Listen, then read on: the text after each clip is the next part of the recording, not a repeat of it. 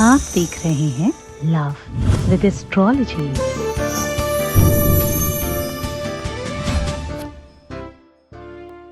नमस्कार, मैं हूं आचार्य सतीश अवस्थी और आपका बहुत स्वागत करता हूं लव विद एस्ट्रोलॉजी में। लव विद एस्ट्रोलॉजी तुम्हारे जीवन को खुशहाल करने का, सुव्यवस्थित करने का और तुम्हें सरल बनाने का एक विधिवत साधन है। इस साधन को और मूल्यवान बना रही है आपकी श्रद्धा, इस साधन को और ज्यादा मूल्यवान बना रही है तुम्हारा विश्वास, इस साधन को और ज्यादा बलवती कर रही है तुम्हारी ताकत। तो बस ऐसे ही जुड़े रहिए। और सबसे महत्वपूर्ण बात कि आप लोगों में से हजारों इवन दिन बहुत बड़ी संख्या में लोगों को निरंतर लाभ मिल रहा है। इसके लिए मैं बहुत शुक्रगुजार हूं परमात्मा का और तुम्हारी श्रद्धा का, तुम्हारे विश्वास का। इतनी भीड़ में इतनी निरंतरता की अव्यवस्थित लोगों के बीच में आप मुझे चुनाव कर रहे हो, मुझे चुन रहे हो और मुझे सुन रहे हो, इसके लिए आपका बहुत बहुत धन्यवाद। आज इस यात्रा में मैं प्रारंभ कर रहा हूं कि अगर आपका रिलेशनशिप किसी बद्दुआ की वजह से, किसी बुरे कर्म की वजह से, तुम्हारे किसी खराब चीजों की वजह से कुछ बुरा हो गया है तो कैसे ठीक करें। करोड़ों जन्मों के पाप और लोगों की बद्दुआओं से बचने का सरल साधन।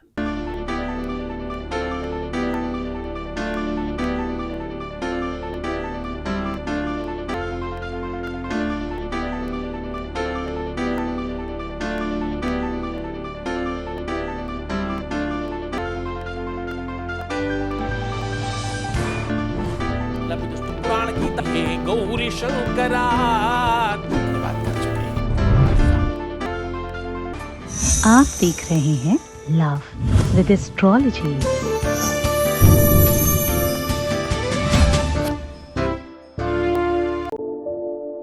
करोड़ों जन्मों से पीछे लगे हुए पाप और करोड़ों लोगों की बद्दुआओं से आपको कैसे बचाया जा सकता है। कहीं किसी की नजर तो नहीं लग गई, कहीं किसी की बद्दुआ तो नहीं लग गई, कहीं कोई ऐसी चीज तो हमसे नहीं हो गई जिसकी वजह से हमारा प्यार हमसे दूर हो गया। अगर ऐसी चीजें तुम भी सोचते हो तो आज का दिन तुम्हारा है। अगर तुम्हारे मन में ऐसा कुछ आता है और अगर सच में तुम्हारे जीवन में ऐसी कोई अव्यवस्था है, पाप ताप, आपके बुरे कर्म, आपकी बुरी चीजें, बुरी आदतें, बुरा विचार, बुरा धर्म, बुरा कर्म और कुछ भी बुरा जो भी तुमसे हुआ होगा, जो भी तुम्हारे जन्मों में किसी भी जन्म का कोई पाप ताप है, उसे कैसे समाप्त किया जा सकता है, कैसे उसे पुण्यवती किया जा सकता है, कैसे तुम्हें पुण्य बड़भागी बनाया जा सकता है, आज उस पर चर्चा कर रहे हैं। आप यकीन मानो, विश्वास मानो कि कोई कारण तो जरूर होगा तुम्हारी चीजों को खराब होने में। तुम इंसान बेहतर हो, तुम बुद्धिमान हो, तुम सरल हो, तुम सहज हो, तुमने बहुत अच्छे काम भी तो किए होंगे।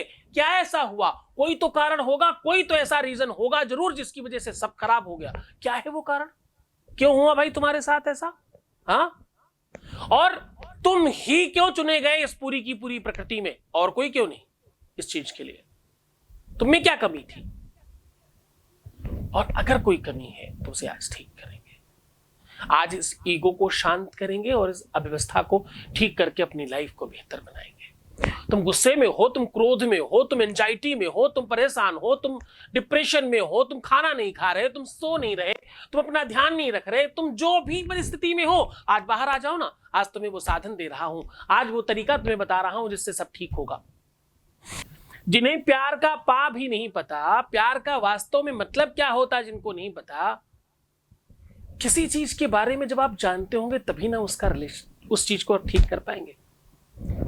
क्या वो बता सकते हैं what is the meaning of relationship? क्या उन्हें मालूम है कि प्यार का वास्तव में मतलब भी क्या होता है? प्यार का मीनिंग भी पता है उन्हें?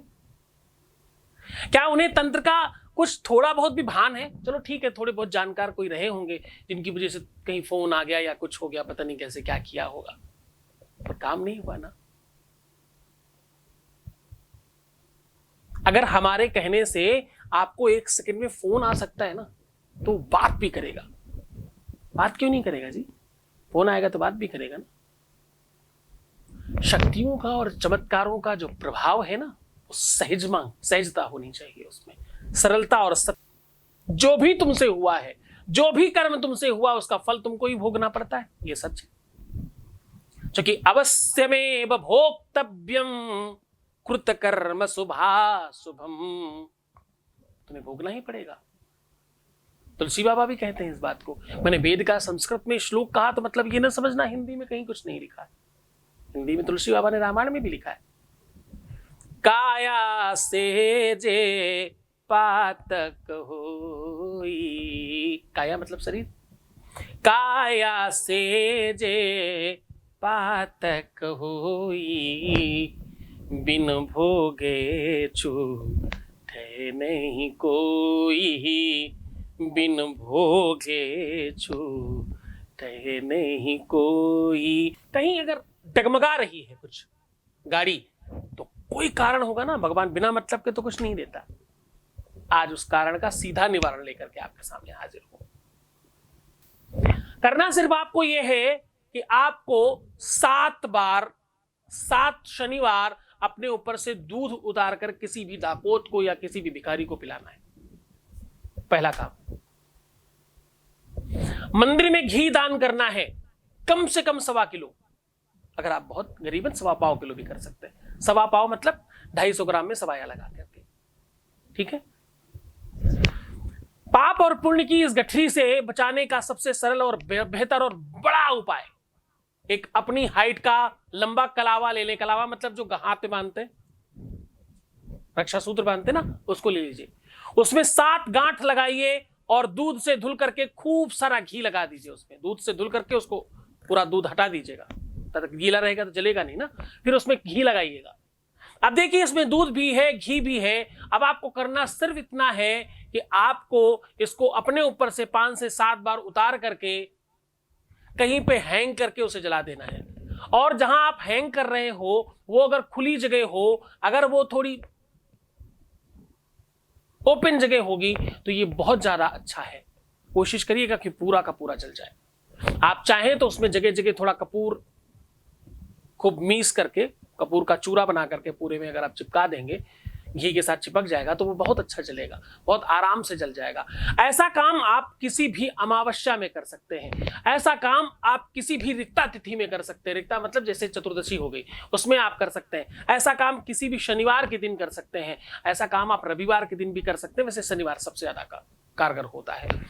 और हाँ, अपनी हाइट के बराबर का धागा हर महीने अपनी कलाई में बांधे और पूरा महीना होने के बाद उसे निकाल दें। महिलाओं के लिए बहुत खास तरीका, उन्हें महीना याद नहीं रखना पड़ेगा। उनका जो रजस्वला होता है, जो मासिक धर्म होता है, उसके मासिक धर्म से निवृत्त होकर के बांध लें और जैसे ही मासिक धर्म आए उसको हटा दें। ऐसा 2 से 3 बार कर लेने से आपकी सारी की सारी बुराइयां खत्म हो जाती। संभव हो सके तो एक शुद्धि हवन जरूर करा लें। ऐसा करने से आपकी ये सारी की सारी अव्यवस्थाएं समाप्त हो जाएंगी और आप इससे बच पाएंगे। तो चलें, आप खूब प्रसन्न रहिए, खूब आनंदित रहिए। आपके जीवन में कभी किसी प्रकार की कोई तकलीफ आने ही ना पाए। आपका घर परिवार, आपका अपना संसार जिसे तुम प्रेम करते हो, वो बहुत खुशी और संपन्न रहे। आपकी लाइफ में कभी किसी तरह की दिक्कत ना आने पाए। भगवान शिव आप पर मेहरबान रहे। जय शिव शंभो। ओम नमः शिवाय। आप देख रहे हैं लव विद एस्ट्रोलॉजी।